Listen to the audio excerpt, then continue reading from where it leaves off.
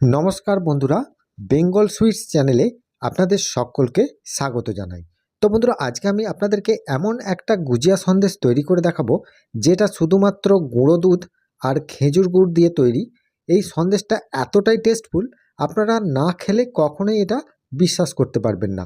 এই গুজিয়াটার বিশেষত্ব হচ্ছে ওপরটা কিন্তু শক্ত আর মুখে দিলেই কিন্তু নরম তুলোর মতো গলে যায়।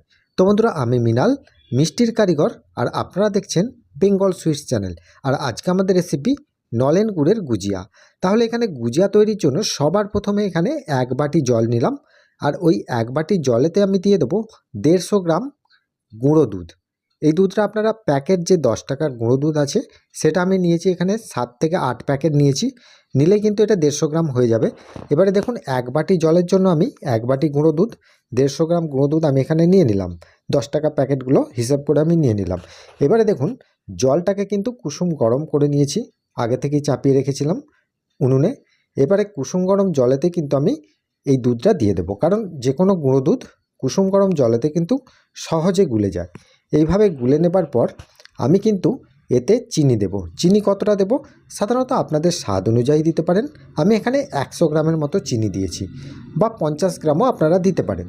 এবারে দেখুন, এই দুধটাকে ভালো করে ফুটিয়ে নিতে হবে। ফুটিয়ে নিলে চিনিটা গলে যাবে। এবার এতে আমি দিয়ে দেবো 2 চামচের মতো গাওয়া ঘি। আপনারা চাইলে এখানে গাওয়া ঘিটা 3 থেকে 4 চামচও দিতে পারেন, তাতে কোনো অসুবিধা নেই। এবারে ভালো করে একটু ফুটিয়ে নিতে হবে। তো বন্ধুরা, এখানে গাওয়া ঘিটা কেন দেওয়া হলো, কারণ এই পাকটাকে কিন্তু সফট করার জন্য। তো বন্ধুরা, এইবারে দেখুন, এখানে আমি খেজুর গুড়টা দিচ্ছি। তো খেজুর গুড় আপনাদের স্বাদ অনুযায়ী দিতে পারেন। এখানে সাধারণত 50 থেকে 100 গ্রাম কিন্তু দেওয়া যেতে পারে, বা তার থেকেও যদি লাল করতে চান তাহলে এর থেকেও বেশি পরিমাণ কিন্তু দেওয়া যাবে, তাতে কোনো অসুবিধা নেই। এবারে ভালো করে এটাকে কুক করতে হবে। 5 থেকে 7 মিনিট যদি আপনারা এইভাবে কুক করেন তাহলেই দেখবেন এটা কত সুন্দরভাবে ঘন হয়ে যাচ্ছে। তো বন্ধুরা, এটা কুক করার সময় আপনাদের মাথায় রাখতে হবে, এটা কিন্তু যেহেতু গুঁড়ো দুধ, সেহেতু তলায় ধরে যাওয়ার সম্ভাবনাটা খুবই বেশি থাকে। তাই আপনারা ননস্টিকের কড়া ব্যবহার করতে পারেন। আমি এখানে এই কড়া করেছি বলে আপনারা এই কড়া করতেও পারেন, বা ননস্টিক কড়াতেও করতে পারেন। দিয়ে দেখুন, এইভাবে যখন দেখবেন পাকটা কুক করতে করতে তলা থেকে এইভাবে ছেড়ে দিচ্ছে আর এক কাছে জমাট হয়ে যাচ্ছে, তখনই জানবেন পাকটা কিন্তু এখানে পারফেক্ট রেডি হয়ে গেছে। এটাকে আর কুক করার কোনো দরকার নেই। গ্যাসটাকে অফ করে দিয়ে কিছুক্ষণ নাড়ানাড়ি করতে হবে। আর এটা পাকটা যে সঠিক হয়েছে সেটা বোঝার জন্য আরেকটা উপায় দেখুন, আমি হাতে করে ওখান থেকে একটু গরম পাক নিয়ে এইভাবে পাকাচ্ছি। পাকাতে পাকাতে দেখুন একটা ছোট্ট বলের মতো তৈরি হয়ে যাচ্ছে। তার মানে এটা কিন্তু একদম পারফেক্ট পাক তৈরি হয়ে গেছে। তাহলে বন্ধুরা, এই পাকটা যখন রেডি হয়ে যাবে তখন কিন্তু এটিকে কড়ার গায়ে অন্তত 5 থেকে 7 মিনিট এইভাবে নেড়ে নেড়ে পাকটাকে ঠান্ডা করে নিতে হবে। তো বন্ধুরা, 5 থেকে 7 মিনিট নাড়ার পর আপনারা বুঝতে পারবেন যে পাকটা অনেকটাই ঘন হয়ে গেছে। তখন কিন্তু কড়ার গায়ে এইভাবে একটু মিলে রেখে 5 থেকে 10 মিনিট ওয়েট করবেন। 5 থেকে 10 মিনিট পরে হাত দিয়ে দেখবেন, যদি দেখেন যে হাতে আর লাগছে না, তাহলে জানবেন পাকটা আমাদের সম্পূর্ণ এখানে রেডি হয়ে গেছে। এবারে যে থালাতে আমরা পাকটাকে তুলব, সেই থালাতে অবশ্যই একটু গাওয়া ঘি মাখিয়ে দেবেন। সাদা তেলও মাখাতে পারেন, আমি এখানে গাওয়া ঘিটা মাখিয়ে দিচ্ছি। গাওয়া ঘি মাখিয়ে দেবার পর এবারে কড়া থেকে ওই পাকটাকে তুলে নিতে হবে। এই পাকটা একটা অন্যরকম পাক, সাধারণত দেখবেন চকলেটের মতো খেতে লাগবে, সেজন্য পাকটা কিন্তু একটু চিটচিটে টাইপের। আর এই পাকটাকে যখন খুন্তি করে আপনারা থালার ওপর রাখবেন, দেখবেন সহজে হাতে করে ছাড়বে না।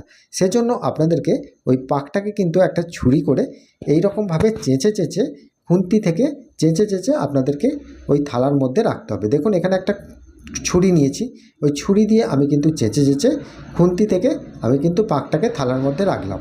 তো বন্ধুরা, এখানে আমি বলে রাখি, এই পাকটা একটা অন্যরকম একদম হাই কোয়ালিটির পাক। সেজন্য এই পাকটার কাজ করতে গেলে আপনাদেরকে অবশ্যই একটু গাওয়া ঘি বা সাদা তেলের ব্যবহার করতে হবে, নাহলে কিন্তু এই পাকটা হাতেও জড়িয়ে যাবে বা থালাতেও কিন্তু জড়িয়ে যাওয়ার সম্ভাবনা খুবই বেশি থাকে। সেজন্য দেখুন, এখানে পাকটাই কিন্তু একটু নরম গরম অবস্থায় রাখতে হবে, খুব ঠান্ডা করে ফেললে হবে না, একটু যেন কুসুম কুসুম গরম থাকে, তখন পাকটা কিন্তু রেডি করতে হবে।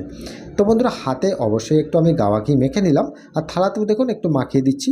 এইভাবে করে নেওয়ার পর এখান থেকে আমি একটা ছোট্ট গুচি কাটবো। গুজিয়া তৈরির জন্য আপনারা আপনাদের মতো সাইজ এখানে করতে পারেন, খুব ছোট ছোটও করতে পারেন বা এর থেকে বড়ও করতে পারেন। আমি এখানে দেখলাম মিডিয়াম সাইজ আপনাদেরকে করে দেখাচ্ছি। এখানে দেখুন একটা গুচি নিয়ে এইভাবে পাকিয়ে নিয়ে একটু লম্বা করছি। লম্বাটা কতটা করবেন দেখবেন 4টে আঙুলের মাপে কিন্তু করতে হবে। দেখুন 4টে আঙুলের মাপে কিন্তু আমি লম্বাটা করেছি, তাহলে কিন্তু গুজিয়ার শেপটা ভালো আসবে। এবারে দেখুন আমি কিন্তু এর যে দুটো সাইডের মুখ এইভাবে টেনে নিয়ে এসে এক কাছে জড়ো করে দিলাম, তাহলে এটা একটা প্রদীপের মতো দেখতে বা গুজিয়ার আকার কিন্তু ধারণ হয়ে গেল। এইবারে দেখুন আমি কিন্তু একসাথে সমস্ত গুচিগুলো তৈরি করে নেব। আর গুচিগুলো তৈরি করার সময় অবশ্যই হাতে একটু গাওয়া ঘি মেখে নেবেন। এইভাবে সমস্ত গুচিগুলো করে নেওয়ার পরেও কিন্তু গুজিয়াটা তৈরি করে নিতে পারবেন। তো বন্ধুরা গুজিয়াটা আমি আরেকবার আপনাদেরকে তৈরি করে দেখাচ্ছি, আপনারা একবার ভালো করে দেখে নিন। তো বন্ধুরা এর ফাঁকে আপনাদেরকে একটা কথা জানিয়ে রাখি, যেটা হচ্ছে আমি সাধারণত এখন মিষ্টির ট্রেনিংগুলো করাচ্ছি। তো আপনারা যারা মিষ্টির ট্রেনিং করাতে চান তারা অবশ্যই এই স্ক্রিনে যে ফোন নাম্বারটা শো করছে সেই ফোন নাম্বারে আপনারা যোগাযোগ করতে পারেন। তারপরে দেখুন এই পাকটাকে এই সমস্ত গুজিয়াগুলো তৈরি হয়ে যাওয়ার পর আমি একটা থালাতে মিলে রেখেছি। তখন দেখলাম যে এখন নরম আছে, আর এটাকে যদি আপনারা 1 ঘন্টা রেখে দেন তাহলে দেখবেন এটা পারফেক্ট টেনে যাবে। আর দেখুন টেনে যাবার পর বা শুকনো হয়ে যাবার পর পাকটাকে আমি একটা ভেঙে দেখাচ্ছি। গুজিয়াটাকে একটা ভাঙছি যখন দেখছেন কীরকম একটা টান টান টাইপের লাগছে, মানে খাস্তা টাইপের নয়, মুখে দিলেই যেন একটা মিলিয়ে যাবার মতো একটা ভাব। উপরটা শক্ত, ভেতরটা কিন্তু খুব নরম নরম লাগছে। একদম মুখে দিলেই যেন মনে হবে একটা ক্যাডবেরি চকলেট যেমন আপনারা খান সেই ধরনের টেস্টটা কিন্তু, মানে কোয়ালিটিটা পাবেন, টেস্টটা পাবেন আপনারা খেজুর গুড় দিয়ে, তাই খেজুর গুড়ের টেস্টটা আপনারা পাবেন। তো বন্ধুরা আজকের রেসিপিটা আপনাদের কেমন লাগলো সেটা আমাকে প্রত্যেকবারের মতো কমেন্টে জানাতে অবশ্যই ভুলবেন না। তাহলে বন্ধুরা ভালো থাকবেন, সুস্থ থাকবেন, দেখা হবে আবার অন্য কোনো মিষ্টির রেসিপি নিয়ে। নমস্কার।